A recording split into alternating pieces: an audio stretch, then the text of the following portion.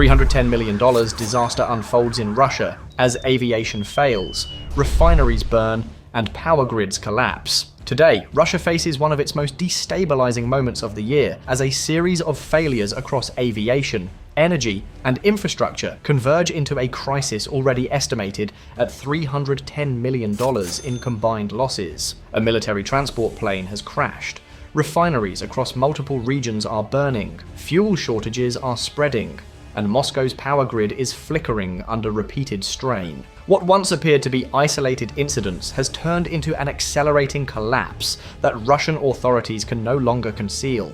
Each sector is breaking under pressure, aircraft are failing, refineries are burning, and entire regions risk entering winter without reliable heat. The consequences are stacking rapidly, forming a single chain of failure that is reshaping Russia's domestic stability and its war capacity. To understand how this collapse began, the story must return to the beginning. At 7 a.m., confirmation emerged from the Ivanovo region that a Russian Ministry of Defense aircraft, an An-22 military transport, had crashed near the Uvoskoye reservoir. Initial reports indicated 7 people were on board, and fragments of the plane were later found floating on the water. A TASS source stated that the flight was scheduled after recent repairs. The crew is presumed dead. The An-22 Ante, designed in the 1960s and produced until 1976, was once considered a strategic asset for transporting oversized cargo, long-range troop deployments, and heavy weaponry. Because the aircraft is no longer manufactured and Russia's aviation sector is deteriorating, the loss is operationally significant. The crash reflects growing maintenance difficulties, especially as Russia relies heavily on aging Soviet-era inventories for military logistics. By 7:45 a.m., analysts noted that the crash was not an isolated incident, but part of a broader pattern. Civil aviation in Russia has entered a period of rapid decline. Incidents involving civilian aircraft have nearly quadrupled compared to the year before. Between January and the end of November 2025, more than 800 malfunctions were recorded, each forcing cancellations or emergency landings. During the same period in 2024, the number had barely exceeded 200. Most domestic airlines continue to operate Western-built aircraft, such as Airbus and Boeing models, without direct access to official spare parts or certified maintenance. Sanctions have created chronic shortages. According to Rosaviatsia, Russia may lose as many as 339 aircraft over 5 years, 109 of them foreign-made, because they can no longer be safely operated. In other words, Russia is not simply experiencing more incidents, it is approaching a structural collapse of its civil aviation system. By 8:30 a.m., internal discussions recorded by local news outlets revealed frustration among Russian officials. They repeatedly urged the restoration of access to Western aircraft components, warning that safety risks were mounting. However, such restoration is impossible under current sanctions. As a result, airlines have turned to parallel imports, acquiring uncertified or previously used components. These practices cannot guarantee safety. Evidence suggests that Russia is now forced to choose between grounding aircraft or flying them with uncertain parts. The consequences are already visible. 2 major commercial air disasters in 2025 have killed 53 people. Each incident further erodes public trust in domestic aviation. At 9:20 a.m., attention shifted to Russia's oil infrastructure, where the consequences of Ukrainian long-range drone strikes have become increasingly visible. A major fire erupted in the Oriol region at an oil depot in Livny after at least 2 large storage tanks, each holding up to 2,000 cubic meters of fuel, were destroyed. Satellite images confirmed that the tanks were completely burned out. This single incident accounted for millions of dollars in lost fuel and damaged infrastructure. Minutes later, reports came from Ryazan, where yet another explosion struck the local oil refinery. This site has been attacked 9 times within a single year. The plant produces roughly 840,000 tons of aviation kerosene annually and supplies the Russian aerospace forces. Its repeated destruction directly undermines Russia's military fuel reserves. By 10:05 a.m., analysts tracking refinery activity across Russia noted that Ukrainian strikes have surpassed every previous year. In the first 11 months of 2025 alone, Ukrainian forces targeted oil refineries and petroleum facilities 140 times, covering vast distances across Russian territory. Strike maps show impacts from Sochi to Vladivostok, illustrating that Russia's internal security zones, once assumed safe, are now consistently penetrated.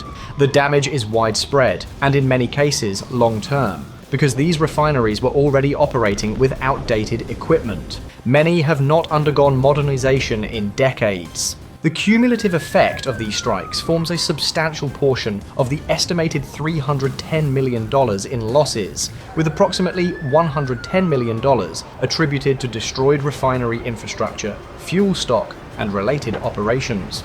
At 10:40 a.m., the situation worsened when a major accident occurred at Combined Heat and Power Plant No. 9 in Angarsk.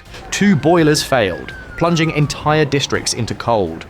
A state of emergency was declared in Irkutsk, which has a population of more than 217,000. Schools moved to remote learning, and children from affected kindergartens were relocated to other facilities. This was the largest heating system failure recorded in the Siberian Federal District since the start of the season. The accident highlighted Russia's aging energy infrastructure, which has not seen adequate investment for years. Combined with drone strikes, the grid is increasingly unstable. By 11:30 a.m., another pressure point emerged. Fuel prices across Russia were rising faster than inflation. In fact, gasoline in Russia had become more expensive than in the United States, despite global crude oil prices falling. While oil prices typically dictate gasoline prices in most countries, Russia's model operates differently. Taxes and fees make up as much as 60% of the cost. As the war continues and operational expenses grow, the government has increased taxes, pushing consumer prices higher. Even though crude oil constitutes only around 10% of the cost of gasoline in Russia, shrinking refinery capacity has contributed to shortages in more than 20 regions. Russia is short approximately 40,000 tons per day. With more people traveling by car due to reduced flights, gasoline demand has risen, intensifying the shortage. At 12:20 p.m., the Russian government extended its temporary ban on gasoline exports and introduced additional restrictions on diesel and marine fuel. These measures were intended to stabilize internal supplies, but they signal a deeper problem. Russia is struggling to refine enough fuel to meet domestic demand and sustain its military operations. Since many refineries remain offline or partially damaged, the pressure on remaining facilities is unsustainable. Furthermore, outdated equipment limits the ability to increase production. By 1:10 p.m., the consequences of repeated Ukrainian drone raids became visible in the Moscow region. Large-scale power outages left neighborhoods in complete darkness. Footage showed entire districts without a single illuminated window or vehicle headlight. A similar blackout occurred a month earlier. Russian authorities blamed internal failures, but local residents reported hearing explosions consistent with drone impacts. According to military analysts, Ukraine has dramatically increased deep strike operations into Russia. Aerial activity recorded over Russian territory in 2025 far exceeds that of previous years. These strikes are aimed not only at military assets, but also at infrastructure supporting the war effort. The result is a gradual erosion of Moscow's electrical resilience, raising concerns about the capital's long-term energy stability. At 1:55 p.m., further reports emerged from the Krasnodar region, where explosions were recorded near the Ilsky oil refinery and a local port. Videos captured flashes lighting up the sky as drones hit industrial areas. Soon after, a chemical plant in the Oriol region also caught fire following another drone strike. These events illustrate a consistent pattern. Ukrainian forces have expanded strike capabilities, reaching deeper into Russia and hitting critical sites with increasing accuracy. By 2:30 p.m., new details appeared regarding an earlier Ukrainian strike on the Beriv aircraft plant in Taganrog, where Russia services 295 MS bombers. The attack destroyed 2 unique aircraft, the A-60 airborne laser platform and the A-100LL early warning and control prototype. Both were Soviet-era projects, and Russia lacks the industrial capacity to reproduce them. Their destruction effectively ends Russia's ability to complete these aviation programs. This loss not only affects technological development, but also removes strategic assets intended to counter Western capabilities. By 3:15 p.m., military analysts pointed out that, despite Russia's claims of shooting down most incoming drones, the aftermath tells another story. Fires, destroyed infrastructure, and repeated outages appear across Russian social media after nearly every attack. The problem lies in Russia's air defense system. Unlike the Soviet Union, which maintained a dense network of radar sites and interceptors, modern Russia has extensive gaps across its vast territory. Ukrainian drones exploit these blind spots, passing through undetected until they reach critical infrastructure. At 4 p.m., as the day's reports accumulated, a broader pattern became clear. Russia's aviation is failing. Its fuel supplies are collapsing, its energy grid is straining, and Ukrainian strikes are reaching deeper with each passing month. The estimated $310 million in losses recorded across these sectors represents not a single event, but a broader systemic unraveling that Russia has so far been unable to stop. Each failure creates ripple effects. A plane crash exposes failing maintenance. Refinery fires trigger fuel shortages. Fuel shortages drive up prices. Energy failures freeze cities. Drone strikes accelerate decline. Today, Russia stands at a crossroads defined not by a single disaster, but by a cascade of interconnected failures.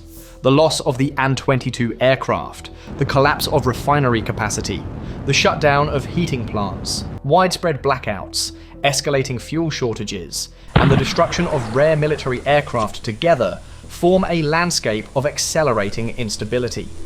Ukrainian forces continue to pressure Russia across multiple domains, demonstrating reach, precision, and strategic depth. With total losses estimated at more than $310 million, the question is no longer whether Russia can prevent individual incidents, but whether it can withstand a future in which such incidents become routine.